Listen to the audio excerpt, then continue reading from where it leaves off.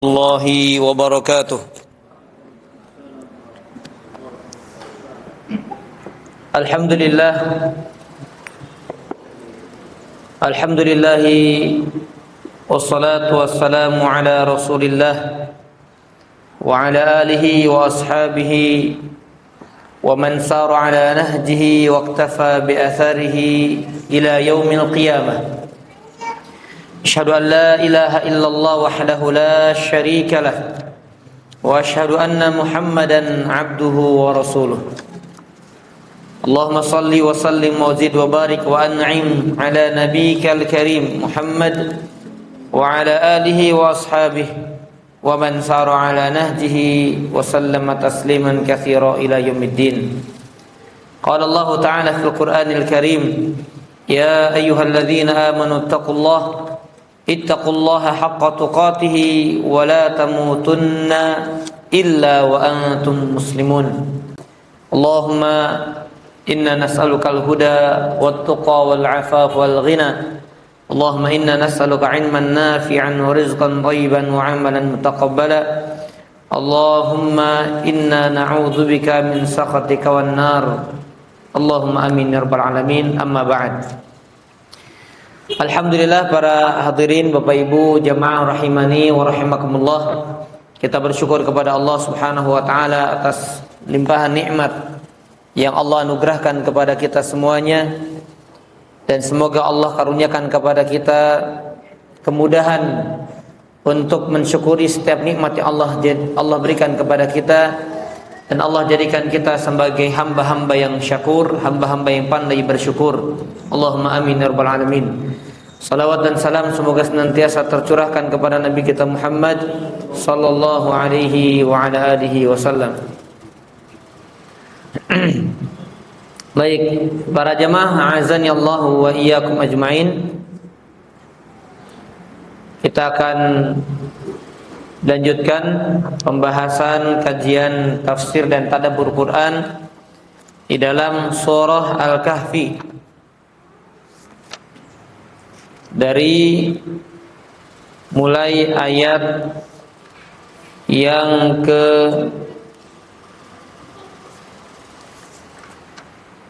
60 ya. Dari mulai ayat yang ke-60 tentang kisah Nabi Musa dengan pembantunya, dan juga Nabi Khidir alaihi salam, dari mulai ayat yang ke-60 ya. Baik.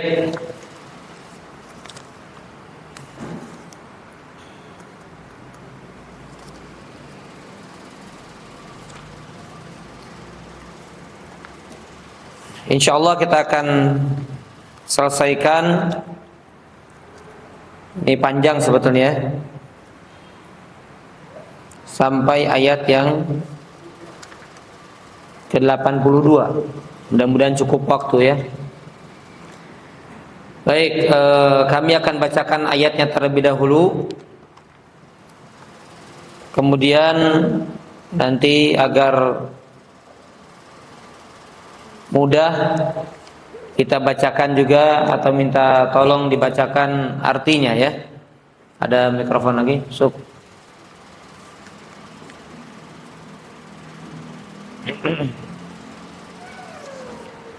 Baik, Anda bacakan dulu ayatnya ya. A'udzu billahi minasyaitonir rajim. Saya bacakan agak cepat. Wa idz qala Musa li fatahu la abrahu hatta ablugha majma'al bahraini aw amdiya huquba. فلما بلغا مجمع بينهما نسيا حوتهما فاتخذ سبيله في البحر سربا فلما جاوزا قال لفتاه آتنا غداءنا لقد لقينا من سفرنا هذا نصبا قال أرأيت إذ أوينا إلى الصخرة فإني نسيت الحوت وما أنسانيه إلا الشيطان أن أذكره واتخذ سبيله في البحر عجبا قال ذلك ما كنا نبغ فارتدا على آثارهما قصصا فوجدا عبدا من عبادنا آتيناه رحمة من عندنا وعلمناه من لدنا علما قال له موسى هل أتبعك على أن تعلمني مما علمت رشدا قال إنك لن تستطيع معي صبرا وكيف تصبر على ما لم تحط به خبرا قال ستجدني إن شاء الله صابرا ولا أعصي لك أمرا قال فإن اتبعتني فلا تسألني عن شيء حتى أحدث لك منه ذكرا فانطلقا حتى إذا ركبا في السفينة خرقها قال أخرقتها لتغرق أهلها لقد جئت شيئا إمرا قال ألم أقل إنك لن تستطيع معي صبرا قال لا تؤاخذني بما نسيت ولا ترهقني من أمري عسرا فانطلقا حتى إذا لقيا غلاما فقتله قال قتلت نفسا زكية بغير نفس لقد جئت شيئا نكرا قال ألم أقل لك إنك لن تستطيع معي صبرا قال إن سألتك عن شيء بعدها فلا تصاحبني قد بلغت من لدني عذرا فانطلقا حتى إذا أتيا أهل قرية استطعما أهلها فأبوا أن يضيفوهما فوجدا فيها جدارا يريد أن ينقض فأقامه قال لو شئت لاتخذت عليه أجرا قال هذا فراق بيني وبينك سأنبئك بتأويل ما لم تستطيع عليه صبرا أما السفينة فكانت لمساكين يعملون في البحر فأردت أن أعيبها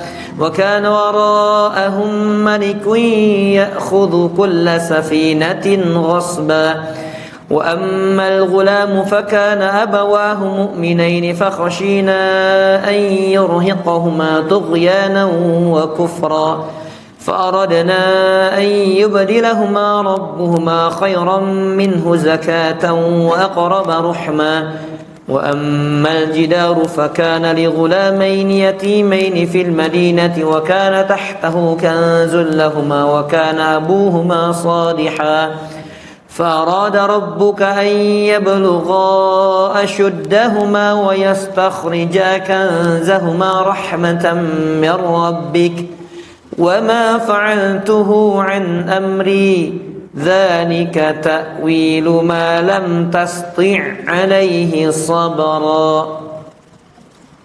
Ini kisah Nabi Musa alaihi salam dengan pembantunya dan kisah bersama Nabi Khidir alaihi salam. Baik, nah selebihnya nanti tentang Dzulqarnain ya. Baik, dibacakan karena ini kisahnya panjang ya. Tapi nanti kita akan berikan keterangan, penjelasan dalam ketika pembacaan terjemahannya. Nah, teman-teman.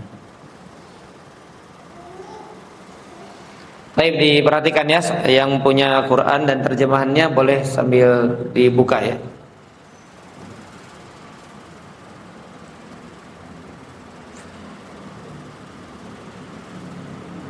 Ini dulu pasti. Ingatlah ketika Musa berkata kepada pelayannya, aku akan terus berjalan sampai ke muara sungai, atau aku menempuh jalan yang jauh beberapa lama. Tak kala Musa dan pelayannya sampai ke muara sungai itu, ternyata ikan sebagai bekal makanannya tertinggal karena lupa. Ikan itu masuk kembali ke laut. Tak kala Musa dan pelayannya telah melewati muara sungai, Musa berkata kepada pelayannya, bawa kemari makanan kita sehingga sesungguhnya kita telah merasakan letih dan perjalanan ini. Pelayan itu berkata, Apa pendapatmu setelah kita sampai ke padang pasir? Ternyata aku lupa membawa ikan itu, karena setan telah membuatku lupa sehingga aku tidak ingat. Mungkin ikan itu sudah kembali ke laut. Ya. Jadi fata gulam yang bersama Nabi Musa alaihissalam, yang dikatakan di sini adalah pelayannya, itu adalah Yusha' bin Nun. Ya, beliau bernama Yusha' bin Nun. Dan kisahnya para jemaah sekalian, azani Allah wa yakum ajmain, di sini ada sedikit ujian yang sedang dihadapi oleh Nabi Musa alaihissalam, sebagaimana yang diriwayatkan oleh Imam Bukhari di dalam sahihnya, bahwasanya Musa alaihissalam bin Imran, ya, karena Nabi Musa ibn Imran, beliau pernah satu ketika berdiri berkhutbah di hadapan Bani Israil alaihissalam. Maka kemudian salah seorang di antara mereka, yaitu salah seorang di antara kalangan Bani Israil, berkata kepada Nabi Musa alaihissalam, "Hal ala wajhil ardi a'la minka?" Nah, di sinilah kemudian datang ujian kepada Nabi Musa alaihissalam dan teguran kepada Nabi Musa alaihissalam. Apakah ada orang yang lebih alim di atas muka bumi ini daripada engkau, wahai Musa? Ya, apakah ada orang yang lebih alim, lebih berilmu daripada engkau di atas muka bumi ini, wahai Musa? Maka Nabi Musa alaihissalam berdasarkan prasangkaannya, ya, jadi beliau alaihissalam menjawab sesuai prasangkanya. Maka beliau menjawab apa? Tidak ada. Jadi nggak ada orang lebih alim, lebih berilmu daripada Nabi Musa alaihissalam. Maka kemudian Allah Subhanahu wa taala menegur Nabi Musa alaihissalam. Kenapa? Karena siapapun, para jamaah sekalian, dianjurkan. Nah, ini pelajaran pertamanya ya, sambil dicatat boleh. Dianjurkan ketika kita semakin dalam ilmu kita, semakin mengenal tentang agama, ya tidak boleh kita merasa lebih alim dibandingkan yang lainnya. Sampai-sampai Nabi Musa, sekelas Nabi Musa, beliau seorang nabi, beliau seorang utusan Allah, beliau bahkan termasuk nabi yang masuk dalam kategori ulul azmi. Kemudian beliau punya keutamaan dibandingkan nabi-nabi yang lain, yaitu apa? Kalimullah, orang yang langsung berbicara dengan Allah, langsung dengar suara Allah. Itu Nabi Musa alaihissalam, yang mana nabi lain tidak diberikan kelebihan itu. Maka tetap ketika ketawaduan saat itu Nabi Musa tidak bersikap tawadu, maka ditegur oleh Allah Subhanahu wa taala. Kenapa? Tidak menyandarkan pengetahuannya kepada Allah. Harusnya mengatakan apa? Allahu a'lam, gitu ya. Jadi kalau nggak tahu, jangan pakai prasangka, oh ya kayaknya begini, enggak. Nabi Musa begitu. Kayaknya nggak ada, kayaknya saya paling alim, begitu. Maka kemudian ditegur oleh Allah Subhanahu wa taala karena tidak menyandarkan pengetahuan kepada Allah, atau dengan kata lain tidak menyebutkan Allahu a'lam. Ya. Baik, kemudian para jemaah sekalian, azan ya Allah wa ikum ajmain. Tadi dikatakan bahwasanya ketika ikan tadi ya, ikan yang dilupakan itu bersama pelayannya itu terlupakan. Maka di ayat ke-63 perhatikan, pelayannya berkata apa? Wa ma ansanihu illa syaitan an adzkurah. Tidak ada yang membuat aku lupa kecuali siapa? Syaitan. Jadi ini juga termasuk adab ya. Jadi manusia itu secara umum dibuat lupa oleh syaitan. Maka kalau bisa, kalau dalam bahasa Arab, jangan bilang nasitu, aku lupa, tapi nusitu, aku dilupakan atau aku dibuat lupa. Ya. Maka contohnya, antum hafal surat ini enggak? Atau antum tahu tentang hukum ini enggak? Maka baiknya Pak menjawab apa? Aku dibuat lupa. Siapa yang membuat lupa? syaitan. Karena memang syaitan kerjaannya membuat manusia itu lalai dan lupa dari Allah, dari agama Allah Subhanahu wa taala. Nah, ini pelajaran dari ayat ke-63, dia menyandarkan lupanya kepada syaitan. Wa ma ansanihu illa syaitan an adzkurah. Ya, dan tidaklah ada yang membuat aku lupa untuk mengingatnya kecuali setan. Dan ikan itu mengambil jalannya ke laut dengan cara yang aneh sekali. Dan ikan yang sedang diperbincangkan ini salah satu daripada tanda kebesaran Allah. Ya, sebagai ujian tadi, salah satu daripada tanda kebesaran Allah Subhanahu wa taala. Baik, silakan dilanjutkan di ayat 64. Musa berkata, yang demikian tidak pernah kita harapkan. Keduanya pun kembali menelusuri jejaknya dengan teliti. Lalu keduanya mendapati salah seorang hamba kami yang telah kami karuniai rahmat dan kami ajarkan kepadanya kecakapan tanpa belajar. Nah, ini ya. Jadi disinilah terjadi perjumpaan antara Nabi Musa dengan Khidir, ya. Disinilah terjadi perjumpaan antara Nabi Musa dengan Khidir alaihi salam, di mana Majma' al-Bahrain tadi, di pertemuan dua laut. Ini terjadi perbedaan pendapat di antara ulama di mana maksud dari perjumpaan dua lautan. Ada yang mengatakan di mana, Pak? Laut Merah itu ya, Laut Merah yang berjumpa dengan laut, maksudnya yang normal itu ya. Ada yang mengatakan demikian di sana, di mana itu pun merupakan tanda kebesaran Allah, yang mana bisa berjumpa antara lautan yang asin dengan apa? Dengan air yang tawar. Coba bayangkan itu. Kalau pakai logika, banyak orang-orang kafir, banyak orang-orang yang tidak beriman kepada Allah, ketika berbicara tentang lautan tersebut, ternyata di dalam agama Islam sudah diceritakan. Ya, sudah diceritakan, sudah disampaikan, sudah diwahyukan oleh Allah Subhanahu wa taala. Maka kemudian mereka menjadi beriman, mereka masuk Islam. Karena memang ini salah satu daripada tanda kebesaran Allah Subhanahu wa taala. Ya, baik, lanjutkan. Musa berkata kepada hamba yang soleh itu, maukah kamu menerima aku menjadi muridmu agar kamu dapat mengajarkan padaku kebenaran yang telah Allah ajarkan padamu? Hamba yang soleh itu menjawab, sungguh kami tidak akan mampu bersabar bersamaku. Ya, sesungguhnya kamu tidak akan bersabar bersamaku. Nah, ini pelajaran penting untuk kita semuanya. Lihat sebagaimana yang dilakukan oleh Nabi Musa alaihi salam ketika berjumpa dengan salah satu hamba yang soleh, yaitu Khidir alaihi salam. Ya, walaupun ada khilaf, ada yang mengatakan Nabi Khidir apakah masih hidup ataukah masih ramai ya, tapi yang benar sudah wafat ya. Nabi Musa alaihi salam menunjukkan sikap tawadhu'nya ketika berjumpa dengan Nabi Khidir. Padahal kita tahu mana yang lebih mulia, Pak? Antara Nabi Khidir dengan Nabi Musa? Nabi Musa tentunya.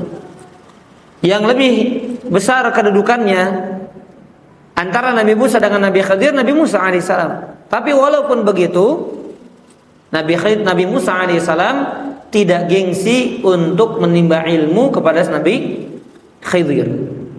Ya, tidak gengsi, kemudian menunjukkan sikap tawadhunya kepada Nabi Khidir alaihissalam ketika memang Allah kabarkan bahwasanya Nabi Khidir adalah orang alim. Engkau ambil ilmu daripada dia, daripada Nabi Khidir alaihissalam. Walaupun di awal perkara atau di awal pertemuan sebetulnya Nabi Khidir menolak. Ya, Nabi Khidir menaruh kecurigaan bahwasanya Nabi Musa tidak akan sanggup bersabar untuk ikut bersama Nabi Khidir alaihissalam. Dan kita akan lihat bagaimana apa yang dicurigai, diprasangkakan oleh Nabi Khidir alaihissalam terhadap Nabi Musa itu terjadi. Ya, terjadi itu. Maka dari itu para jamaah sekalian, azan ya Allah wa yakum ajmain, sebagaimana yang perlu kita tekankan, inilah tata cara belajar yang benar. Bahwasanya ketika seorang itu berjalan untuk berada di atas jalan ilmu, ini kan kita sedang bicara kisah Nabi Musa dan jalan ilmu. Maka salah satu daripada kita mendapatkan ilmu jalannya adalah dengan kita menerapkan sikap tawadhu. Dengan kita menerapkan sikap apa? Tawadhu. Harus tawadhu, Pak. Maaf ya, misalnya saya pribadi kepada orang yang misalnya secara gelar akademik, ada orang yang di bawah saya misalnya. Ada bahkan yang tidak punya gelar, tapi dia orang yang berilmu, dia pantas orang yang dijadikan sumber untuk kita ambil ilmu. Maka harus sikap tawadhu. Orang yang lebih tua mengambil dari yang lebih muda, harus sikap tawadhu. Karena yang menyebabkan terhalangnya seorang itu dari ilmu adalah sifat apa? Apa salah satunya? Lawan dari tawadhu apa? Sombong. Merasa lebih pintar, merasa lebih senior, merasa lebih tua, merasa lebih banyak pengalamannya, merasa lebih banyak gurunya, merasa lebih atas gelar akademiknya, merasa lebih lama pengalaman hidupnya dan lain sebagainya. Ini salah satu yang akan menghalangi seorang dari ilmu, atau kalaupun dia mendapat ilmu, terhalang dia dari keberkahan ilmu. Tidak adanya ketawaduan.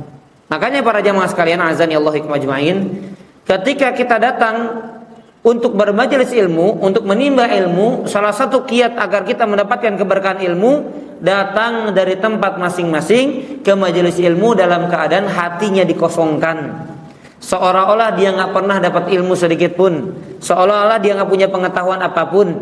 Jadi nanti nggak ada kata so tahu, oh ini udah, oh ini. Jadi dia apa yang disampaikan itu dijawab semuanya.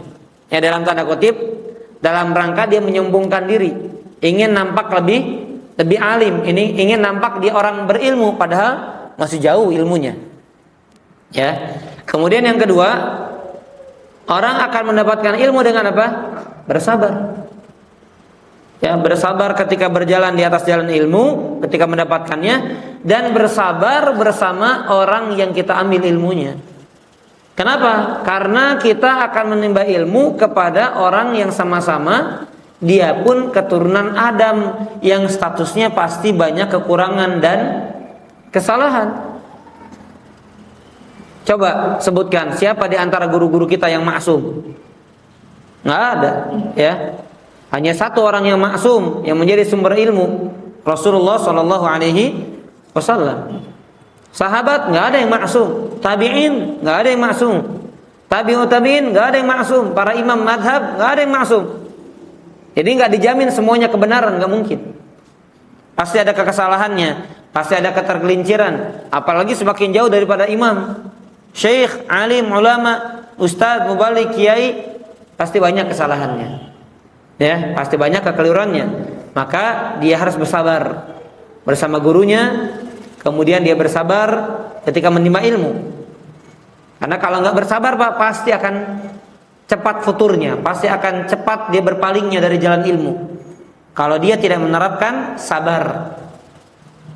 Ya, salah satu jalan agar seorang itu bisa istiqomah di atas jalan ilmu adalah bersabar. Sebagaimana wasiat Imam Syafi'i, beliau mengatakan apa? Tulu zaman. Jadi wasuhbatu ustad wa tulu zaman. Kamu senantiasa menyertai ustadz, menyertai gurumu, bersabar bersama gurumu, dan panjang waktunya, nggak bisa singkat. Ya, coba para hadirin, coba ikuti pelajaran yang instan. Cara cepat memahami bahasa Arab, cara cepat memahami kaidah bahasa Arab, cara cepat baca Arab gundul, Arab botak, gitu ya. Itu yakin nggak akan awet tuh. Karena memang namanya ilmu dari zaman ke zaman ditimba, dicari dengan waktu yang panjang, nggak bisa singkat, ya, nggak bisa singkat. Baik, maka ini pelajaran yang kita ambil ketika Nabi Musa alaihissalam akan menimba ilmu kepada siapa? Khidir alaihissalam. Maka Khidir kemudian berkata kepada Nabi Musa, engkau tidak akan mampu bersabar bersamaku. Baik, ayat 68. Bagaimana kamu akan dapat bersabar padahal kamu sama sekali belum mempunyai pengalaman? Musa berkata, insya Allah kamu akan mendapati diriku sebagai orang yang sabar dan aku tidak akan menyalahi perintahmu. Ya, jadi Nabi Khidir berkata kepada Nabi Musa, engkau tidak akan mampu bersabar karena engkau nggak punya pengalaman. Tapi lihat hebatnya Nabi Musa alaihissalam. Nabi Musa alaihissalam menyandarkan kemampuan kesabarannya kepada masyiatullah, kepada kehendak Allah. Dia mengatakan apa? Satajiduni insyaallah. Engkau akan mendapatiku dengan izin Allah, bahwasanya aku mampu bersabar dan tidak akan menyelisihi perintahmu. Jadi jangan memastikan sesuatu yang kita nggak bisa secara pasti, secara umum kita nggak bisa memastikan sesuatu itu akan terjadi atau tidak. Ya inilah Nabi Musa alaihissalam. Dan kenapa? Ini hikmahnya para jamaah sekalian. Kenapa kita dianjurkan mengucapkan insya Allah ketika kita akan melakukan sesuatu yang akan terjadi di masa yang akan datang? Kamu mau berangkat nggak? Kamu mau pergi nggak? Kamu mau ini nggak? Insya Allah. Kenapa? Nah, di sini disebutkan Nabi Musa alaihissalam menggantungkan kemampuannya, kesabarannya kepada kehendak Allah, li'alla yakuna dzalika i'tizazan bi nafsihi wa ijaban biha. Jadi agar tidak merasa dirinya hebat dan tidak muncul sikap ujub. Tidak merasa hebat dan tidak muncul pada dirinya sikap ujub. Ya, ini yang harus kita lakukan para jemaah. Kamu bisa atau tidak? Insya Allah. Ya. Nah, kecuali para jemaah perhatikan, kecuali kalau pertanyaannya yang telah berlalu. Kalau sudah berlalu ya sudah terjadi, sudah Allah kehendaki. Ya, saya sering tanya kalau jamaah gitu ya, jamaah paham nggak? Insya Allah. Itu nggak nyambung tuh. Jamaah paham? Insya Allah. Itu nggak nyambung. Kenapa? Karena bertanya yang sudah terjadi, penjelasannya sudah berlalu. Paham nggak? Untuk menutupi ketidakpahamannya dia jawab apa? Insya Allah. Padahal nggak paham. Karena bilang enggak enak gitu ya. Bilang paham takut ditanya. Kan begitu ya. Ibu-ibu paham? Insya Allah. Nah itu nggak pas itu insya Allah. Sama kayak tadi. Misalnya tadi pagi sudah sarapan, saya tanya, Bu udah sarapan Bu? Insya Allah. Mungkin nggak begitu? Enggak, kan sudah masuk itu, udah kenyang, udah kembung malah ya, udah penuh. Nah jadi ya penjelasan saya tadi paham atau tidak? Insya Allah nggak tepat. Tapi Bapak Ibu kita akan lanjutkan sampai selesai. Mampu kira-kira? Insya Allah begitu ya. Karena akan di masa yang akan datang. Tapi kalau ditanya paham atau tidak, jangan bohong ya, jangan bohong. Ditutupi dengan syariat insya Allah gitu ya. Nggak paham bilang nggak paham. Kalau paham bilang paham. Jangan takut ditanya. Kemudian dibalut, dibungkus dengan kata insya Allah. Nah di sini kan kamu nggak akan mampu, kamu nggak akan bersabar. Maka ya coba aja dulu. Insya Allah kamu akan mendapatiku sabar dan tidak akan menyelisih perintahmu. Walaupun kenyataannya nanti tidak ya. Walaupun kenyataannya tidak. Yang penting kita jangan merasa hebat dulu. Ini ada orang, ini Nabi Musa. Nabi Musa mungkin gak dia mampu? Mungkin saja kalau Allah berkehendak. Tapi kan Allah jadikan dia tidak mampu dulu karena akan jadi pelajaran bagi orang setelahnya. Betul atau tidak? Kan ketergelinciran Nabi, kesalahan Nabi, begitu ya. Kisah-kisah seperti Nabi Adam salah, Nabi Musa ada salahnya, begitu ya. Nabi Musa, bahkan Nabi Muhammad SAW sama ada salahnya. Ketika seorang yang buta datang kepada Nabi kemudian dicuekin, kan ditegur. Nah ini jadi apa? Jadi pelajaran. Ketika Nabi Muhammad SAW sholat harusnya 4 rakaat jadi 2 rakaat. Para sahabat bertanya, wahai Nabi, sholat zuhur apa sholat asar begitu ya? Ini sholat zuhur udah berubah ya sekarang ya? Udah dapat wahyu beda lagi ya? Berubah? Enggak. Emang kenapa? Tadi engkau sholat 2 rakaat. Ditanya ke yang lain, benar sholat 2 rakaat ya? Nah berarti kesalahan Nabi akan menjadi apa? Menjadi pelajaran. Nah kalau kita jangan ya, jangan merasa kayak Nabi, ini kesalahan saya buat pelajaran buat antum nih, begitu. Jangan ya. Jadi para jamaah sekalian, azani Allah majma'in, sekalipun kita, jadi kita meyakini insya Allah mampu. Walaupun kenyataan nanti mampu atau tidak, itu kembali kepada kehendak Allah. Yang penting dia sudah berusaha. Baik, lanjutkan. Hamba yang soleh itu berkata, jika kamu mengikuti aku, janganlah kamu bertanya apapun sampai aku berikan penjelasan padamu sejelas-jelasnya. Ya, jadi ini syaratnya. Kalau kamu ikut aku, jangan tanya apapun. Ya, jangan tanya apapun. Apa yang aku perbuat, jangan tanya kenapa, jangan. Pokoknya ikut aja. Itu syaratnya. Ya. Sampai nanti kemudian akan dijelaskan. Jadi nggak perlu kamu tanya, karena nanti setelah diperbuat akan ada penjelasannya. Baik, lanjutkan. Musa dan hamba yang soleh itu pergi. Ketika keduanya menaiki sebuah perahu, hamba yang soleh itu melubangi perahu itu. Musa bertanya, mengapa kamu melubangi perahu ini sehingga para penumpangnya akan tenggelam? Sungguh kamu telah melakukan sesuatu yang tercela. Nah, belum apa-apa ya Pak, baru sekali udah gak sabar ya. Naik perahu, dilubangin coba Pak. Waduh, ini tenggelam dong. Ya, tenggelam semuanya, mati semuanya orang nih. Ya. Maka Nabi Musa, perhatikan ya, catat di sini. Nabi Musa mengingkari. Karena nanti ada perbuatan yang ditanya oleh Nabi Musa, tapi bukan dalam bentuk pengingkaran. Nah, ini nggak akan dipahami kalau sekedar baca terjemah. Kalau kita nggak baca tafsir, nggak akan dipahami. Makanya penting ini. Kalau cuma baca terjemah, nggak usah datang kajian, udah di rumah aja. Ya, baca Quran, baca terjemah. Tapi agar kita bisa mengambil hikmahnya, mengambil pelajarannya, kemudian ada sesuatu yang muskil yang tidak dipahami bisa dipahami dengan tafsir dan tadabbur ya. Jadi di poin pertama ini Nabi Musa mengingkari perbuatan siapa?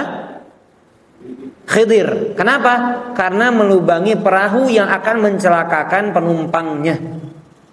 Diingkari. Laqad ji'ta syai'an imra. Ini perbuatan mungkar nih. Ini satu kesalahan yang besar. Berarti Nabi Musa mengingkari perbuatan Nabi Khidir alaihissalam. Ya, lanjutkan. Hamba yang soleh itu berkata, bukankah sudah aku katakan kepadamu bahwa kamu tidak akan sanggup bersabar mengikuti aku? Ya, tadi kan syaratnya apa? Harus apa? Sabar, jangan tanya sampai dijelaskan. Pokoknya jangan tanya. Mau tak lubangin, mau apa? Jangan tanya. Mau ada orang tak ceburin ke laut gitu ya. Jangan tanya pokoknya. Akhirnya diingkari. Karena memang wajar nggak Pak? Ada orang lubangin perahu gitu, wajar nggak dia kaget gitu? Wajar, wajar maksudnya mengingkari. Tapi kan sudah syaratnya, sudah syarat. Jangan tanya apa-apa. Tapi kalau kita lihat gitu Pak, kalau kita lihat wajar nggak? Wajar. Tapi kan perbuatan Khidir itu sudah berdasarkan apa? Wahyu petunjuk dari Allah. Makanya Nabi Musa diperintahkan untuk ikut dan bersabar untuk mengikuti Nabi Khidir. Ya, silakan. Musa berkata, aku lupa dengan janjiku, karena itu kamu jangan hukum aku dan jangan pula membuat urusanku menjadi sulit. Ya, nah beralasan akhirnya uzurnya diterima pertama, karena sekali salah diterima. Nah, makanya kita Pak kalau ada orang salah sekali, ya jangan langsung di blok gitu Pak. Ya kasih kesempatan yang lain. Ya kasih kesempatan dulu, jangan kemudian ditinggalkan langsung. Nabi Musa beralasan aku lupa ya dengan janjinya untuk tidak bertanya tapi malah bertanya karena ya penasaran dan mengingkari terhadap perbuatan yang dilakukan oleh Nabi Khidir. Ya lanjutkan. Berarti gagal, yang pertama gagal ya. Musa dan hamba yang soleh itu pun pergi meneruskan perjalanan. Ketika keduanya bertemu dengan seorang anak laki-laki, hamba yang soleh itu membunuhnya. Musa pun bertanya, apakah engkau membunuh seorang anak manusia yang masih bersih padahal anak itu tidak berbuat salah? Ya. Sungguh kamu telah melakukan suatu perbuatan yang tidak dapat diterima akal. Iya, nggak masuk akalnya. Ada anak kecil Pak dibunuh sama Nabi Khidir. Ya. Coba kalimatnya laqad ji'ta syai'an nukra. Ini bentuk pengingkaran atau bukan? Bentuk pengingkaran atau bukan? Ketika Nabi Khidir membunuh seorang anak kecil, diingkari atau tidak? Diingkari, nggak masuk akal nih. Ya, kenapa? Karena dia membunuh jiwa yang masih suci. Nah, ini dikatakan jiwa yang masih suci. Perhatikan, karena ini anak kecil yang belum balik. Anak kecil yang belum balik berarti belum punya dosa. Makanya diingkari oleh siapa? Oleh Nabi Musa. Kalau orang dewasa mungkin prasangka Nabi Musa bisa jadi, oh, ini anak mungkin pernah melakukan dosa, pernah ngebunuh, pernah misalnya melakukan perbuatan yang memang harus dibunuh. Mungkin ini anak kecil nggak punya dosa dibunuh. Ya, anak kecil nggak punya dosa belum balik dibunuh, makanya diingkari pada Nabi Musa alaihissalam. Kenapa? Ini sesuatu yang nggak masuk akal ini. Kedua, ya, Nabi Musa mengingkari dua perbuatan Nabi Khidir alaihissalam. Pertama, melubangi perahu yang akan mencelakakan orang yang menumpangi perahu tersebut. Kemudian yang kedua, membunuh seorang anak kecil. Ya, lanjutkan. Hamba yang soleh itu berkata, bukankah aku telah berkata kepadamu bahwa kamu tidak akan sanggup bersabar bersamaku? Musa berkata, setelah ini jika aku bertanya lagi, kamu tidak perlu menemani aku lagi. Kamu telah cukup memberikan manfaat kepadamu. Iya, berarti kesempatan berapa kali ini? 2 kali. Kedua, ya, ini kesempatan yang kedua. Nabi Musa masih minta kesempatan. Ya sudah, sekali lagi saya melanggar, udah tinggalin aja. Ya, tapi sekali lupa, yang kedua tolong kasih kesempatan lagi. Nah, tapi kalau 3 kali, ya nggak apa-apa. Ya, tinggalkan saya aja nggak apa-apa. Ya, baik, lanjutkan. Musa dan hamba yang soleh pun pergi. Ketika keduanya sampai di sebuah negeri, keduanya meminta makan kepada penduduk negeri itu. Akan tetapi penduduk negeri itu enggan untuk menjamu. Keduanya melihat pagar halaman sebuah rumah di negeri itu yang miring hampir roboh. Hamba yang soleh pun menegakkan kembali pagar itu. Musa berkata, kalau kamu mau, kamu dapat meminta upah atas pekerjaan ini. Iya, perhatikan. Musa berkata, kalau kamu mau, kamu bisa minta upah.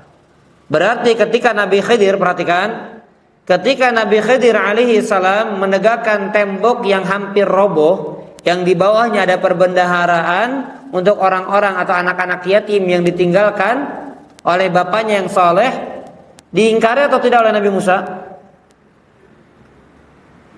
Lihat kalimatnya, pengingkaran atau bukan?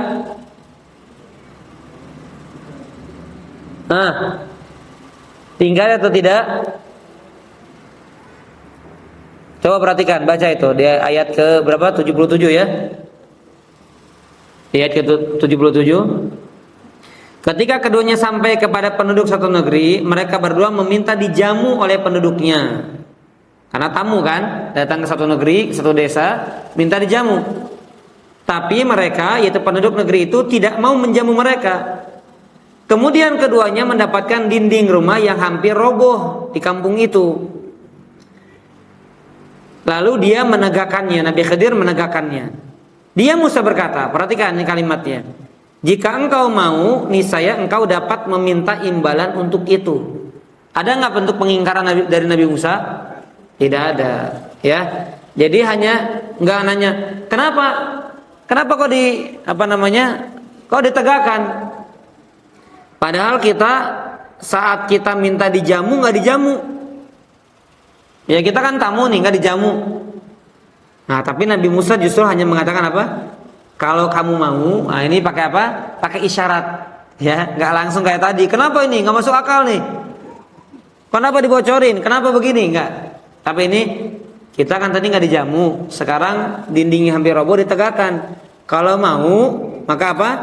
Kamu dapat minta imbalan untuk itu, dibenerin temboknya itu.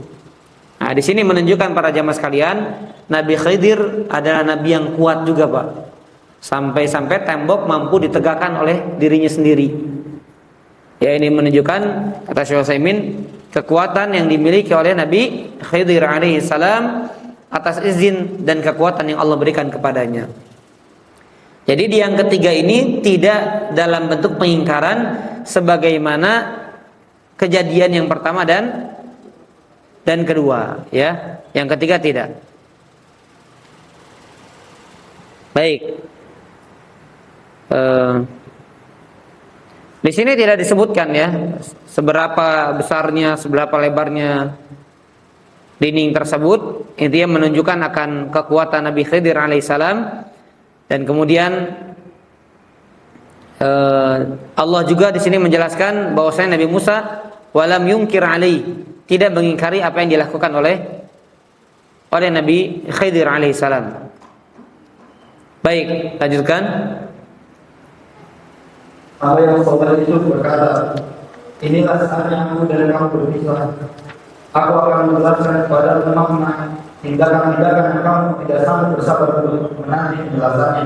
Ya, di sini barulah datang penjelasan apa yang dipertanyakan oleh Nabi Musa.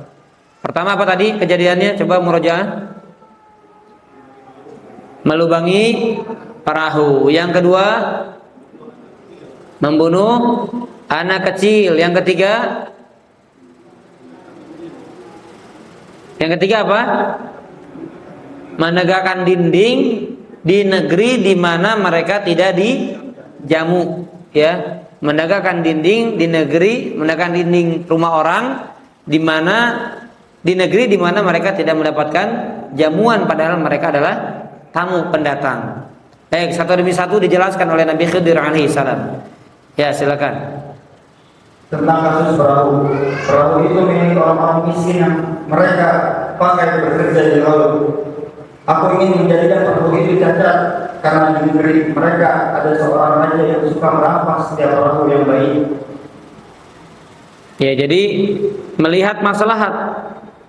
Nah, tapi ini tidak menenggelamkan ya, jadi dianggapnya akan menenggelamkan. Nah, kalau bocor sadar ya nggak jadi berangkat, daripada berangkat kemudian dirampas, begitu ya. Kalau dilubangi kemudian sadar nggak jadi berangkat, betul nggak? Nggak jadi berangkat. Nah, anggapan Nabi Musa ya akan mencelakakan, akan tenggelam orang. Padahal enggak, maksudnya adalah dilubangi biar sadar sehingga perahunya tidak dirampas. Ya, berarti ada maksud apa? Ada maksud baik yang tidak diketahui oleh Nabi Musa karena Nabi Khidir alaihissalam diberikan wahyu oleh Allah Subhanahu wa taala. Ya, kemudian tentang kasus anak laki-laki kecil itu. Ibu bapaknya adalah orang mukmin. Kami sangat khawatir ibu bapaknya akan menjadi orang yang durhaka dan kafir kepada Allah karena mengikuti kemauan anaknya yang durhaka kepada Allah. Ya, jadi anak ini diwahyukan, dikabarkan nanti besarnya kelak akan menjadi anak yang durhaka, anak yang kafir. Sedangkan kedua orang tuanya mukmin. Sehingga diperintahkan untuk dibunuh karena khawatir nanti besarnya akan memaksa kedua orang tuanya menjadi orang kafir, menjadi orang yang durhaka kepada Allah Subhanahu wa taala. Maka sebelum itu terjadi, Allah Subhanahu wa taala memerintahkan kepada Nabi Khidir alaihissalam untuk membunuh anak kecil tersebut. Baik. Jadi jelas alasannya. Yang ketiga,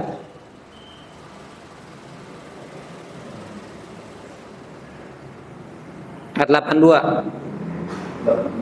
Tentang kasus warga halaman sebuah rumah. Rumah itu adalah milik dua anak. Oh, ini dulu ya. Kemudian kami menghendaki sekiranya Tuhan 81. Oleh karena itu kami ingin Allah menggantikannya dengan anak lain yang soleh untuk ibu bapaknya dan lebih memiliki kasih sayang kepada keduanya. Iya. Baik. Jadi di sini nanti kita akan bahas satu demi satu faedahnya ya. Jadi ini keutamaan anak yang soleh ya. Keutamaan anak yang soleh yang memang anak soleh itu akan bermanfaat kepada kedua orang tuanya di kehidupan dunia maupun kehidupan akhirat. Di kehidupan dunia maka akan merasa tenang, nyaman, tentram. Kemudian di kehidupan akhirat bisa mengangkat derajatnya. Baik, kemudian tentang kasus warga halaman sebuah rumah. Rumah itu adalah milik dua anak laki-laki yatim di negeri itu. Di bawah pagar rumah itu ada harta simpanan berharga milik kedua anak itu. Dahulu ibu bapaknya adalah orang soleh Tuhanmu ingin agar kedua anak itu mencapai umur dewasa dan keduanya dapat mengeluarkan harta simpanan berharga itu sebagai karunia dari Tuhanmu. Aku melakukan semua itu bukan karena kemauanku sendiri. Begitulah penjelasan dari kejadian-kejadian yang ternyata kamu tidak sanggup bersabar untuk menanti penjelasannya. Ya, berakhir ya kisahnya. Jadi akhirnya terbukti bahwasanya apa yang diprasangkakan oleh Nabi Khidir alaihissalam kepada Nabi Musa alaihissalam itu terjadi, yaitu tidak mampu bersabar. Dalam 3 kejadian Nabi Musa senantiasa bertanya. Ya, dalam 2 kejadian mengingkari, dan kejadian terakhir dengan kata-kata atau dengan istilah yang lebih lembut, lebih halus. Tapi intinya nggak mampu bersabar, karena kan apapun jangan ditanyakan sudah. Mau apapun yang dilakukan maka jangan ditanyakan. Baik. Di sini ada banyak faidah yang akan disampaikan, yang rujukannya adalah kembali kepada kitab Taisirul Alam, Taisir Karimur Rahman fi Tafsir Kalamil Mannan, karya Syekh As-Sa'di. Ini gurunya para masyayikh, Syekh bin Baz, kemudian Syekh Utsaimin, dan banyak para ulama yang menimba ilmu kepada beliau, terutama Syekh Utsaimin rahimahullah taala ya. Baik, di antara faidah dari kisah yang sangat menakjubkan dan sangat agung ini, baik berupa hukum ataupun kaidah ataupun faidah. Yang pertama, kisah ini menunjukkan akan keutamaan ilmu. Kisah ini menunjukkan akan keutamaan ilmu dan melakukan perjalanan dalam mencari ilmu. Melakukan perjalanan dalam mencari ilmu.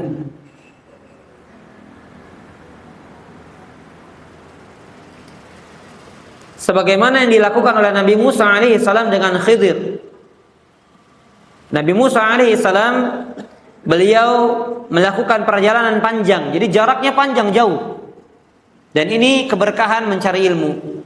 Makanya para jamaah sekalian, azani Allah wa ikum ajmain, kenapa sangat dianjurkan anak dipondokan, kemudian anak dilepas bahkan sampai ke luar negeri. Ada yang belajar di kota Madinah, di Mekah, di Mesir, kemudian di Syria misalnya, di Qatar, di Kuwait dan lain sebagainya. Karena memang anjuran dari dulu ya. Keberkahan ilmu diantaranya adalah ketika kita mengasingkan diri dari negeri sendiri. Ya minimal apa? Tidak menetap di kampung halaman sendiri. Maka orang tua harus ridho, orang tua harus mau mengorbankan perasaannya, kerinduannya demi anak-anaknya menimba ilmu agama. Ya. Dan tidak ada sebetulnya orang tua ingin jauh dengan anak, ingin anaknya disingkirkan, dijauhkan, nggak ada ya. Nggak ada, apalagi di masa-masa muda. Ingin bersama, tapi demi ilmu, yaitu semuanya dikesampingkan terlebih dahulu. Jadi ada keberkahan sendiri ketika menuntut ilmu itu sampai di luar kampung halamannya gitu. Sampai keluar pulau misalnya, sampai keluar negeri dan lain sebagainya. Baik, ini keutamaan ilmu dan melakukan perjalanan dalam mencari ilmu.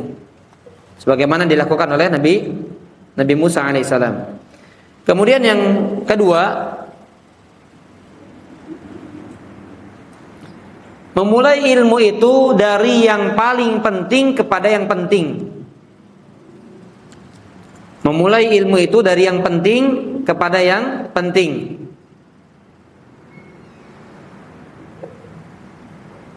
Ya, artinya seorang harus benar-benar mempelajari apa yang harus dia prioritaskan daripada ilmu. Ini sebetulnya berkaitan dengan ilmu agama dan dunia juga, Pak. Coba anak kecil, tiba-tiba pas kecil diajarkan fisika. Ya, udah botak dari kecil berarti ya. Artinya apa? Diajarkan dulu cara baca, cara menghitung dasarnya, kan begitu ya. Kenapa? Karena dimulai dari yang paling penting dulu kepada yang penting. Begitu pula, demikian pula dalam ilmu agama. Jangan seorang kemudian dia mempelajari perkara-perkara yang penting, tapi dia mengabaikan yang jauh lebih penting, seperti tauhid, tafsir Al-Quran, tadabbur Quran, itu penting semuanya, termasuk dalam perkara prinsip dalam agama, akidah, usul dan lain sebagainya. Dan banyak kitab-kitab yang sudah diterjemahkan bagaimana seorang penuntut ilmu itu bertahap dalam menuntut ilmu. Silahkan dibaca. Banyak buku-buku arahan para ulama tahapan dalam menuntut ilmu. Nah, jadi nanti ketika kita beli buku terjemahan pun kita nggak salah. Ya banyak kisah dibeli, tapi yang tahapan-tahapan utama yang kita harus membangun diri kita di atas ilmu yang penting itu ternyata kita abaikan. Nah itu salah ya, salah dalam memprioritaskan ilmu. Jadi silakan merujuk kepada arahan para ulama, apa saja tahapan-tahapan dalam menimba ilmu. Kemudian yang berikutnya,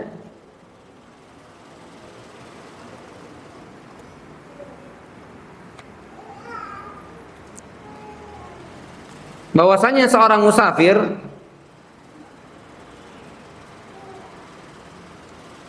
yang diniatkan dalam safarnya itu untuk menuntut ilmu, maka dia sedang berjihad di jalan Allah. Maka dia berjihad di jalan Allah Subhanahu wa taala.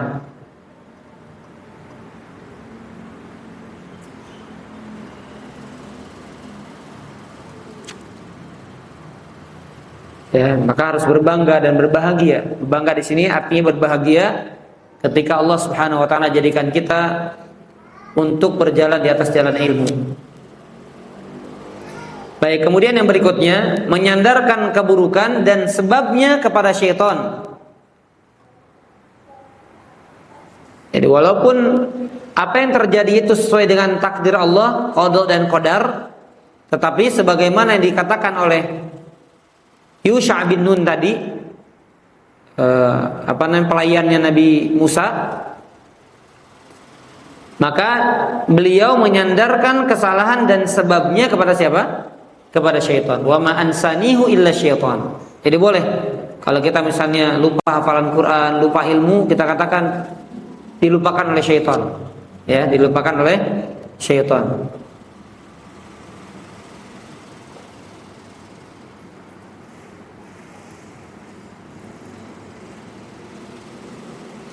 Baik, kemudian yang berikutnya, boleh kita memberikan informasi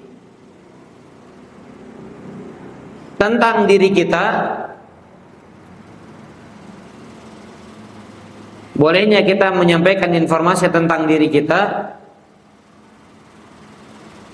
yang merupakan tabiat jiwa. Yang merupakan tabiat jiwa. Boleh kita mengabarkan kepada orang tentang diri kita yang merupakan tabiat jiwa. Seperti apa? Capek, haus, lapar. Karena begitulah yang disampaikan oleh Nabi Musa. Laqad laqina min safarina hadza nasaba. Ya.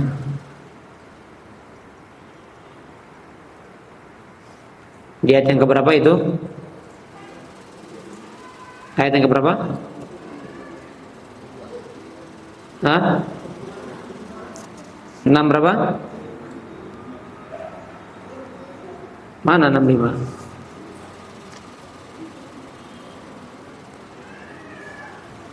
Coba.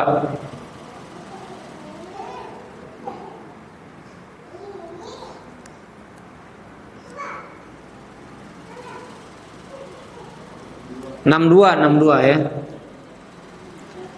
Laqad laqina min safarin hadza nasaba. Bawalah kemari makanan kita, sungguh kita telah merasa letih karena perjalanan kita ini. Jadi dia menyampaikan rasa letihnya. Dia boleh ya.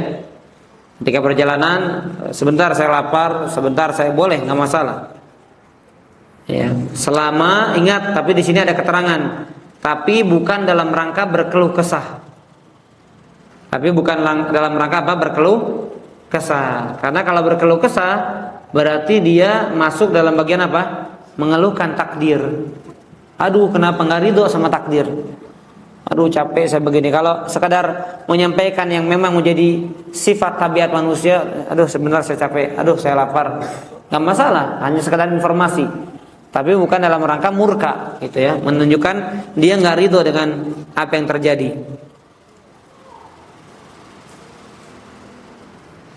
Baik, kemudian yang berikutnya, boleh kita atau dianjurkan kita ketika melakukan safar itu ada yang melayani kita.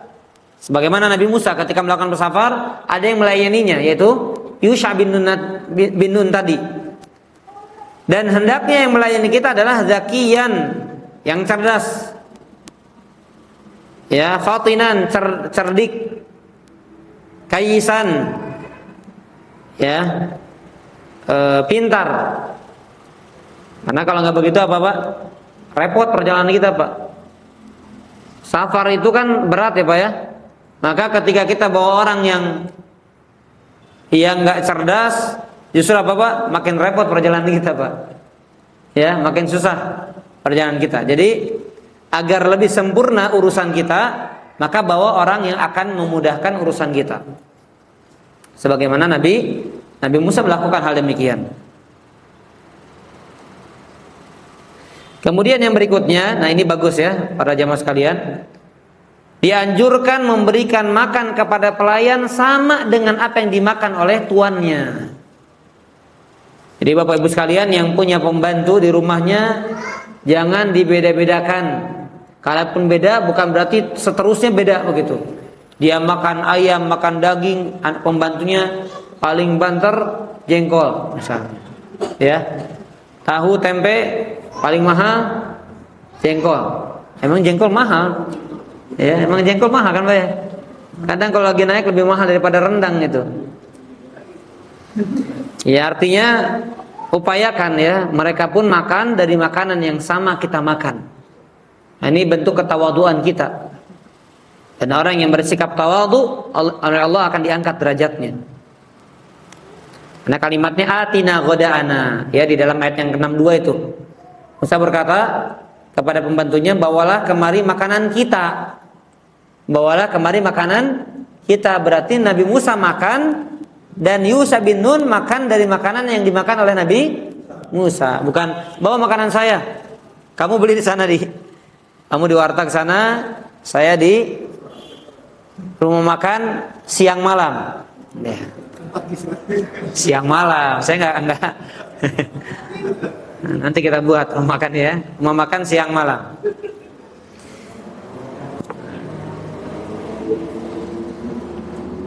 Baik, jadi jangan begitu ya, masuk parkir bosnya, kemudian pembantunya suruh makan di mobil dengan bekal tahu tempe, dia makan di tempat makan yang mewah. Ya, bukan berarti harus senantiasa begitu, tetapi dianjurkan kita memberikan makan mereka dengan makanan yang sama. Baik, kemudian pertolongan akan datang kepada hamba ketika hamba tersebut menegakkan perintah Allah.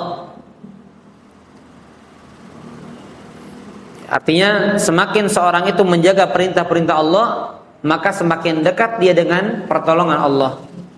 Semakin dia menjaga perintah-perintah Allah, maka dia semakin dekat dengan pertolongan Allah Subhanahu wa taala. Maka akan dibuktikan para jemaah, dia akan diberikan pertolongan oleh Allah Subhanahu wa taala, yang mana pertolongan ini tidak akan diberikan kepada selainnya. Jadi dapat pertolongan yang spesial, mendapatkan pertolongan apa yang tidak didapatkan oleh orang lain.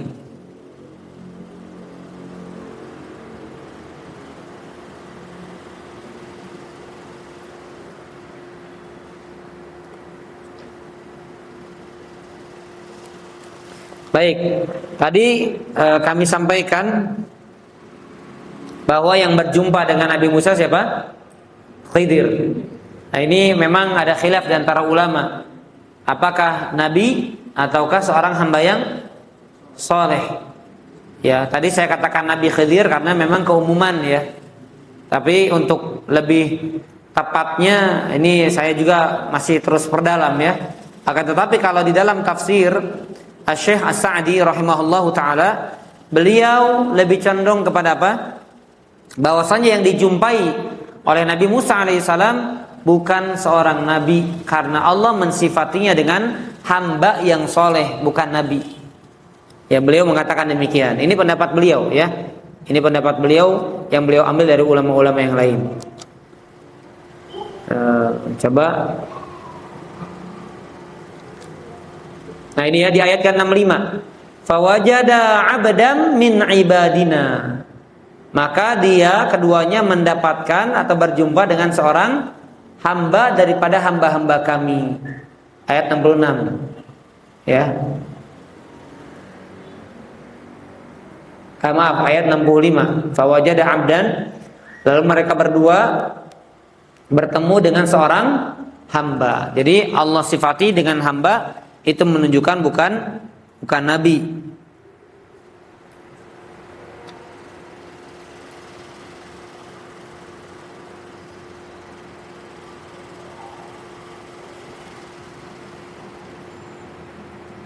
Baik, kemudian yang berikutnya, ilmu yang diajarkan Allah kepada hambanya ada dua. Ilmu yang diajarkan oleh Allah kepada hambanya ada dua. Yang pertama, ilmun muktasab, ilmu yang diupayakan. Artinya apa? Seperti Bapak Ibu sekalian datang ke sini untuk apa? Untuk mencatat, untuk mendengar, untuk meresapi. Berarti ada usaha dari rumah datang. Itu yang pertama. Yang kedua, ilmun laduni. Nah, ternyata ada ilmu laduni nih. Ya, ilmu laduni itu ada, ya, diberikan oleh Allah bagi siapa yang Allah kehendaki dari hamba-hambanya. Nah, kenapa dinamakan ilmu laduni? Dari kata min ladunna ilma, dari sisi kami. Jadi laduni itu ilmu yang Allah karuniakan kepada hamba tersebut. Nah, ini butuh penjelasan lebih dalam, ya, karena nanti semua orang ngaku, ya, saya dapat ilmu laduni. Jadi butuh penjelasan lebih dalam terkait hal ini. Intinya kalau wahyu sudah terputus, maka seorang hamba nggak bisa kemudian menetapkan sebuah hukum yang mana padahal hukum Allah sudah sempurna semuanya. Menetapkan sebuah larangan padahal larangan Allah juga sudah sempurna. Baik, kemudian yang berikutnya, beradab kepada guru. Ya, at-ta'addub ma'al muallim. Ya, harus beradab, harus punya etika kepada seorang guru. Sebagaimana perkataan Nabi Musa kepada hamba soleh tadi, hal attabi'uka 'ala an tu'allimani mimma 'allimta rusyda. Ya, pertanyaannya, ya. Apakah aku boleh mengikutimu? Di ayat ke-66 itu, ya. Bolehkah aku mengikutimu agar engkau mengajarkan kepadaku ilmu yang benar yang telah diajarkan kepadamu? Nah, begitu lihat pernyataan Nabi Musa alaihissalam. Nggak kayak sebagian kita, gue ikut lah, gitu ya. Ajakin dong, belagu amat nggak ngajak-ajak. Misalnya begitu, ya. Sombong amat, gitu ya. Nah, itu tidak benar. Jadi dia lihat Nabi Musa, seorang Nabi Musa yang lebih mulia kepada seorang hamba tadi atau seorang nabi tadi kalau menurut pendapat sebagiannya, tapi berkata-kata dengan kata-kata yang penuh dengan adab dan menunjukkan seorang murid itu butuh kepada gurunya, butuh kepada ilmunya, butuh kepada gurunya, butuh kepada penjelasannya. Dan ini akan bermanfaat, ya, menampakkan hajat seorang murid kepada guru. Ini yang akan bermanfaat kepada orang yang sedang mengambil ilmu atau orang yang sedang belajar.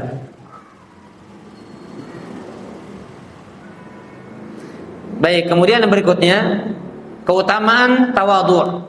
Keutamaan tawadhu, sebagaimana tawadhunya Nabi Musa kepada Khidir, padahal Nabi Musa lebih mulia. Keutamaan tawadhu terutama ketika belajar daripada orang yang lebih rendah daripada dia.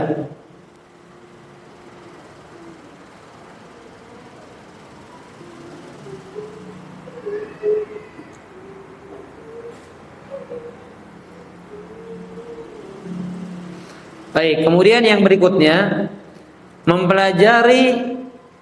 belajar kepada orang alim dalam satu sisi. Artinya begini, kita belajar kepada orang yang memang dia ahli di bidangnya, sekalipun di sisi lain bisa jadi kita lebih ahli.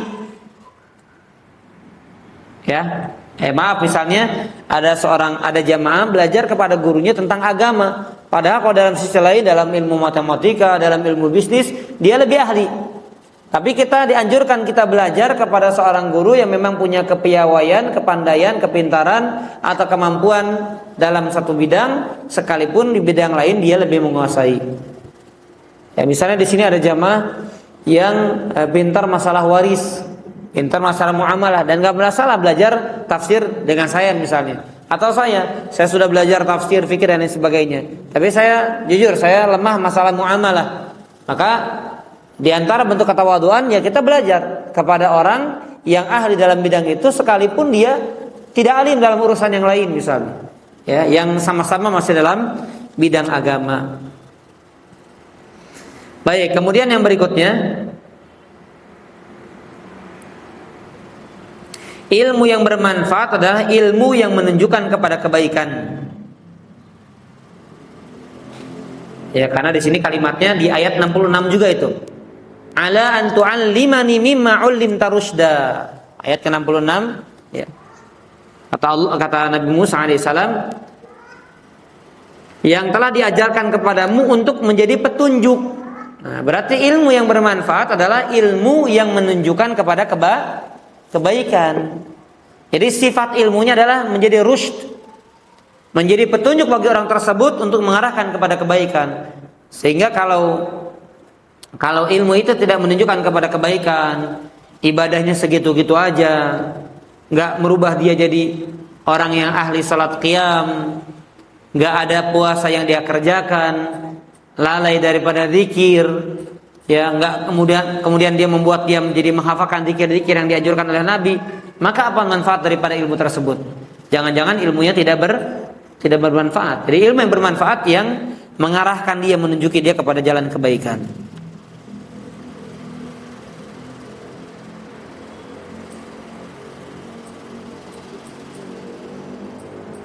Baik, kemudian yang berikutnya, sebab terbesar untuk meraih kesabaran adalah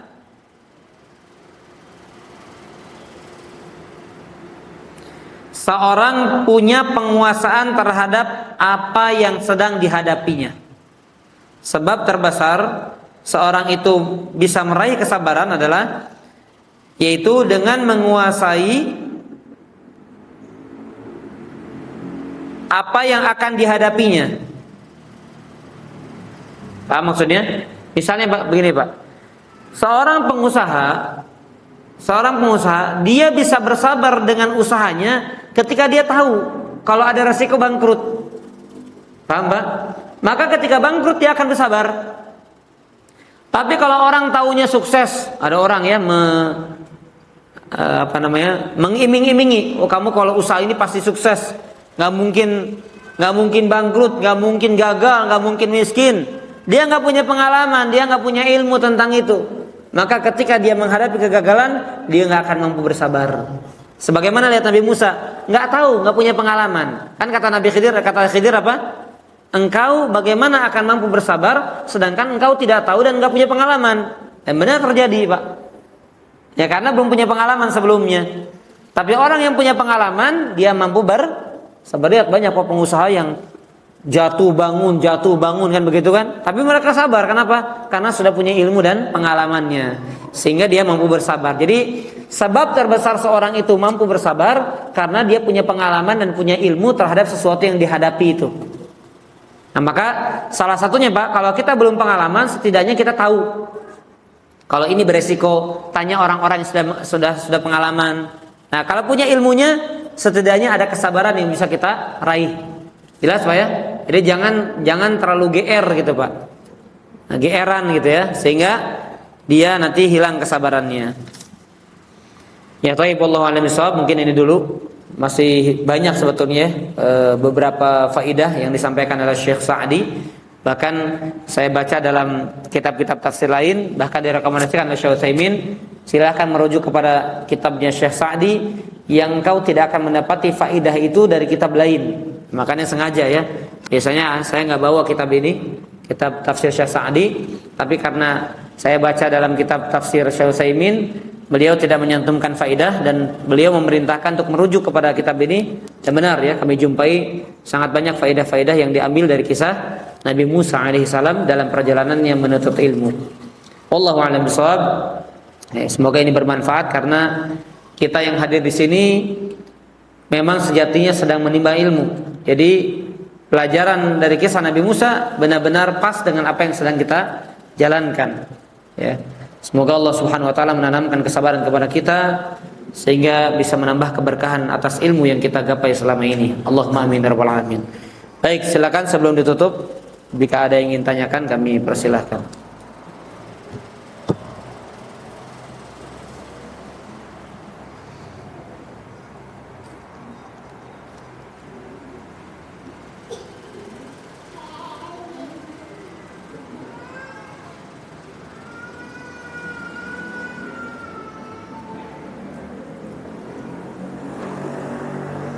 Ada?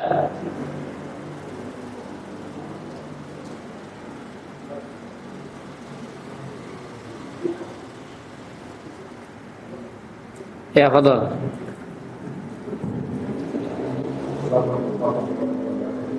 Waalaikumsalam warahmatullahi wabarakatuh. Yang dari awal Nabi Musa alaihissalam dengan keadaannya, setelah jalan dengan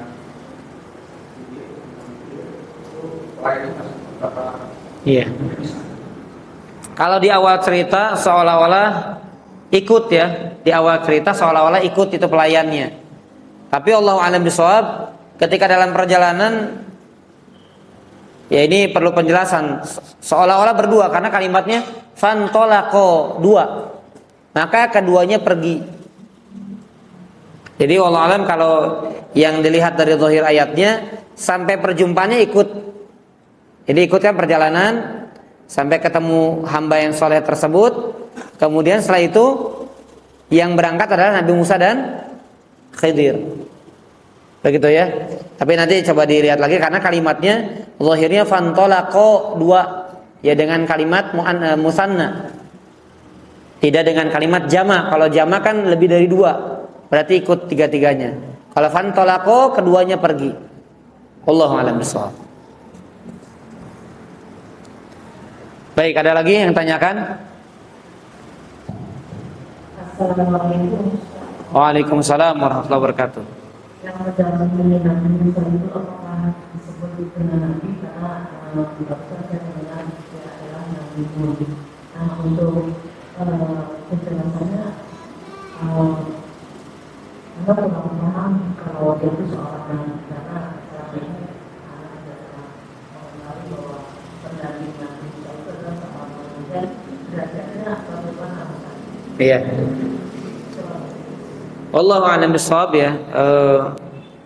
Yang melayani Nabi Musa alaihissalam namanya Yusha bin Nun. Dan pernah saya baca Yusha bin Nun ini seorang nabi.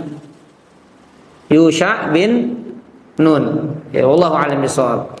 Tapi tentunya tidak masalah ya seorang nabi menjadi pelayan nabi karena Nabi Musa alaihissalam secara kedudukan lebih tinggi kedudukannya dibandingkan Yusha bin Nun tadi. Ya.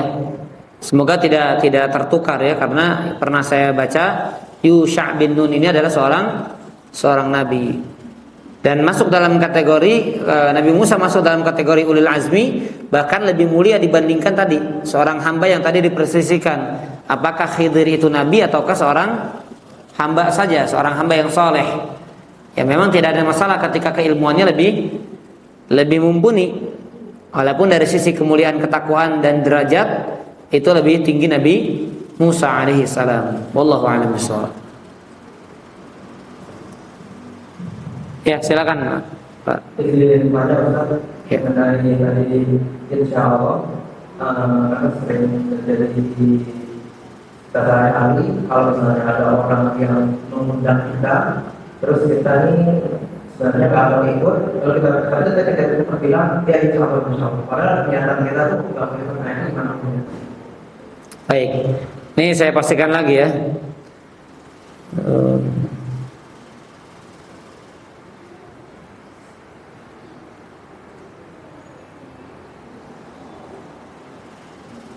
Ya, Yusha bin Nun alaihi salam berarti benar seorang nabi ya. Yusha bin Nun adalah seorang nabi daripada nabi-nabi Allah Subhanahu wa taala. Baik, adapun pertanyaan dari tadi salah seorang ikhwah, ketika kita misalnya diajak, berarti kan ini insyaallah untuk masa depan ya yang akan datang. Kemudian kita katakan insyaallah, maka ada sebuah pernyataan, siapa yang mengatakan insyaallah tapi dalam hatinya tidak ada niatan untuk mengerjakan, maka ini dustanya kedustaan yang besar dan termasuk sifat kemunafikan. Salah satu tanda kemunafikan adalah dia membalut keinginannya dia membalut ketidakinginannya dengan kata insyaallah, padahal dalam hatinya tidak ada niatan. Itu dusta. Ya, bahkan termasuk kemunafikan. Kenapa? Karena izharul khair, menampakkan yang baik insyaallah, tapi wa ibtan asyar, tapi menyembunyikan yang buruk. Itu nggak boleh. Jadi pastikan ketika kita mengucapkan insyaallah memang ada niatan. Adapun terjadi atau tidak ya kembali kepada kehendak Allah. Tapi kalau sudah tidak ada niatan, nggak boleh kita mengucapkan insyaallah. Ya, Allahu a'lam bishawab. Jadi nggak boleh, itu termasuk kedustaan. Jadi sebaiknya itu mengatakannya apa? Sebaiknya mengatakan apa? Ya kalau nggak mau bilang nggak mau, jujur. Oh saya nggak tahu sempat atau enggak, saya nggak bisa janji, sudah begitu aja. Kalau ada nih, tapi mau nggak? Aduh saya nggak tahu, bilang aja begitu. Jangan insyaallah, tapi maksudnya gini, yang dilarang itu jelas yakin nggak mau, kemudian insyaallah. Tapi kalau ada kemungkinan, katakan insyaallah. Ada kemungkinan misalnya, maka katakan insyaallah. Wallahu a'lam. Baik, ada lagi? Ada lagi. Ya silakan. Assalamualaikum warahmatullahi wabarakatuh. Waalaikumsalam warahmatullahi wabarakatuh. Izin bertanya untuk di ayat 82 dan keutamaan orang tua yang soleh. Terus hubungan orang tua yang soleh dan anak yang soleh itu seperti apa? Baik. Baik, ini belum sampai ya kepada faidah yang akan kita bahas, karena tadi saya katakan masih banyak faidahnya. Berarti kita belum sampai pada faidah tersebut, tapi karena ada pertanyaan maka kami bahas sekilas saja ya. Nah ini lihat, ketika Allah takdirkan Nabi Musa dan Khidir alaihi salam atau alaihi salam sampai ke satu negeri yang dimana di negeri tersebut ada rumah, dimana salah satu temboknya itu miring, kemudian ditegakkan oleh Khidir, ya. Ini menunjukkan bagaimana lihat Allah menjaga atau memberikan penjagaan kepada seorang anak yang keutamaannya itu dia memiliki orang tua yang soleh. Dan ini menunjukkan berarti apa? Kesolehan atau kebaikan orang tua akan berdampak kepada anak. Demikian sebaliknya, keburukan orang tua akan berdampak kepada anak. Dan pernyataan yang Allah katakan, wa kana abuhuma salihah, dan adalah kedua bapaknya, dan adalah abuhuma, ya, kedua anak, kan gulamain ya, dua anak itu yatimain yang yatim, kedua orang tuanya soleh, sehingga Allah memberikan penjagaan kepada dua anak yatim tersebut.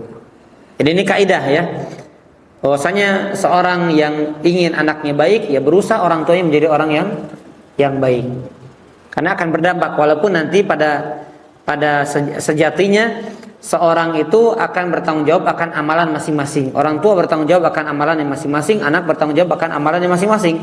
Tapi ketika orang tua itu baik, yang akan memberikan dampak baik kepada anaknya, kemudian ketika dia berdakwah, ketika dia menyampaikan, ketika dia membimbing, akan pengaruh kepada anaknya.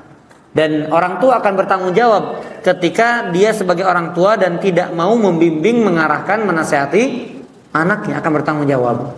Tanggung jawabnya bukan, oh ini anak ini nakal, enggak. Kalau anaknya nakal karena arahan orang tua, tanggung jawab orang tuanya. Tapi kalau orang tuanya soleh, kemudian diuji dengan anak yang nakal, orang tuanya sudah memberikan petunjuk, maka orang tua lepas tangan. Orang tua tidak mendapatkan hisab daripada kenakalan anak tersebut atau penyimpangan anak tersebut. Ya, itu keutamaan daripada orang tua yang soleh. Adapun keutamaan anak yang soleh banyak. Ya, keutamaan anak yang soleh banyak. Di antaranya adalah manfaat di akhirat nanti. Orang tua akan dinaikkan derajatnya oleh Allah disebabkan kesolehan anaknya. Termasuk ketika di alam barzah, dia akan mendapatkan ampunan, mendapatkan rahmat dari Allah berkat doa anak yang soleh. Makanya hendaknya orang tua bersemangat mengarahkan anaknya agar menjadi anak-anak yang soleh. Karena keuntungannya untuk kita sebagai orang tua di dunia dan di akhirat. Ya. Dan bahkan nanti sampai di surga. Ada sebuah hadis yang sahih. Nabi alaihi salatu wasallam mengatakan, ketika ada seorang ayah atau seorang orang tua yang naik derajatnya di hadapan Allah, jadi tingkatan surganya naik. Kemudian orang tua tersebut berkata kepada Allah, "Anna li hada?" Ya Allah, dari mana derajatku ini? Perasaan amal soleh saya biasa aja, dosa banyak, ya nggak ada amalan andalan yang bisa diunggulkan. Maka Allah mengatakan, atau ada yang mengatakan kepadanya, "Bistighfari waladikalak." Karena sebab istighfar anakmu untukmu. Jadi karena kesolehan anaknya banyak memohonkan ampun untuk orang tuanya, maka diangkat derajatnya di surga nanti oleh Allah Subhanahu wa taala disebabkan istighfar anaknya tersebut. Nah, ini diantara keutamaan anak soleh untuk orang tuanya. Wallahu a'lam bishawab. Baik, ada lagi? Tidak ada ya? Baik, kita cukupkan pertemuan kita pada siang hari ini. Mudah-mudahan bermanfaat. Dan mudah-mudahan Allah Subhanahu wa taala jadikan kita termasuk orang-orang yang rindu dan cinta kepada ayat-ayat Allah Subhanahu wa taala, dan itu menjadi penyebab hati kita tidak dikunci oleh Allah Subhanahu wa taala dan senantiasa mendapatkan petunjuk dari Allah Subhanahu wa taala. Karena barang siapa yang hatinya tertutup dan terkunci, maka bagaimana akan mendapatkan kebaikan dan iman ke dalam hatinya. Dan salah satu sebab terbesar seorang mendapatkan karunia rahmat ke dalam hatinya adalah dengan tadabbur Al-Qur'anul Karim. Wassallallahu ala nabiyyina Muhammadin wa ala alihi wa sahbihi wasallam. Subhanakallahumma bihamdika asyhadu an la ilaha illa anta astaghfiruka wa atubu ilaik. Wassalamualaikum warahmatullahi wabarakatuh.